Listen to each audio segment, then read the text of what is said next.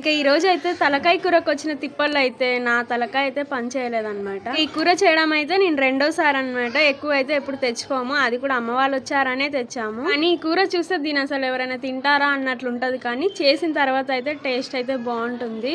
కానీ హెల్త్ కూడా మంచిది అంటారు కదా. దీని సూప్ అయితే కొన్ని వేడి నీళ్ళల్లో ఉప్పు పసుపు వేసి బాగా ఉడికించాము. తర్వాత అయితే తిరువతలాగా వేసాము. ఇంట్లో ఉన్న కుక్కర్ అయితే చిన్నగా ఉంది, కూరనేమో ఎక్కువ ఉంది. అందుకోసం గిన్నెలు అయితే చేస్తున్నాము. ఉడకమంటే అస్సలు ఉడకట్లేదు. కూర ఉడకడం ఏమో గానీ నాకున్న ఓపిక అయితే ఉడికిపోతుంది అనమాట. నాకు తెలిసి ఇది స్టవ్ పైన ఒక గంట సేపు అయితే ఉడికిందేమో, ఇలా కాదనేసి ఇంకా చిన్న కుక్కర్ లోనే గానీ 2 సార్లు అయితే చేసామన్నమాట వంట. అప్పుడు గానీ ఉడికింది. ఇంకా మేము ఇంత కష్టపడ్డందుకైనా కూర అయితే మంచిగా అయింది. ఇంకా ఇది కొద్దిగా బ్రెయిన్ ఉంటే కొంచెం ఫ్రై అయితే చేసింది అమ్మ.